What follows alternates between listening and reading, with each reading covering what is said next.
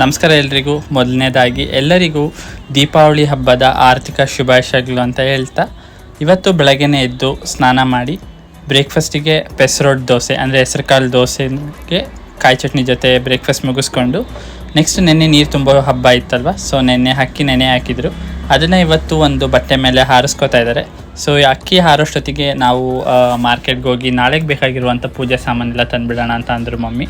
ಅಂದರೆ ನಮಗೆ ನೋಮ್ ಅನ್ನೋದಿದೆ, ಸೊ ಅದಕ್ಕೆ ಬೇಕಾಗಿರುವ ಪೂಜೆ ಸಾಮಾನು ಅಂದರೆ ದಾರಗಳು ಮತ್ತು ಮರ ಎಲ್ಲ ಬೇಕು. ಸೊ ಅದಕ್ಕೆ ಗಂಗೆನಳ್ಳಿಗೆ ಹೋಗಿ ಅದೆಲ್ಲ ಪೂಜೆ ಸಾಮಾನೆಲ್ಲ ತೊಗೊಂಡು, ಹಾಗೆ ಸ್ವಲ್ಪ ಹಣ್ಣು ತರಕಾರಿ ಎಲ್ಲ ಬೇಕಿತ್ತು, ಅದನ್ನೆಲ್ಲ ತೊಗೊಂಡು ಮನೆಗೆ ಬಂದ್ವಿ. ಮನೆಗೆ ಬಂದಿದ ತಕ್ಷಣ ಮಮ್ಮಿ ಹೋಗಿ ಅಕ್ಕಿ ಏನು ಹಾರಾಕಿದ್ವಲ್ವ ಅದನ್ನು ಮಿಲ್ಲಿಗೆ ಹೋಗಿ ಪೌಡ್ರ್ ಮಾಡ್ಕೊಬಂದರು. ಪೌಡ್ರ್ ಮಾಡ್ಕೊಬಂದಿದ ತಕ್ಷಣ ನಾನು ಮತ್ತು ಮಮ್ಮಿ ಇಬ್ಬರು ಸೇರಿ ಇಲ್ಲಿ ಕಜ್ಜಾಯ ಪಾಕನ ಎತ್ತಿದ್ವಿ. ಪಾಕನೂ ಕರೆಕ್ಟ್ ಕನ್ಸಿಸ್ಟೆನ್ಸಿಯಲ್ಲಿ ಬಂದಿತ್ತು. ಸೊ ಹಾಗೆ ಒಂದಷ್ಟು ಕಜ್ಜಾಯನ ಸುಟ್ಟು ಇಟ್ಬಿಟ್ವಿ. ನಮ್ಮದು ತಂಗ್ಳು ನೋವಿರೋದ್ರಿಂದ ಸೊ ಕಜ್ಜಾಯನ ಮೊದಲೇ ಸುಟ್ಟಿಟ್ಟು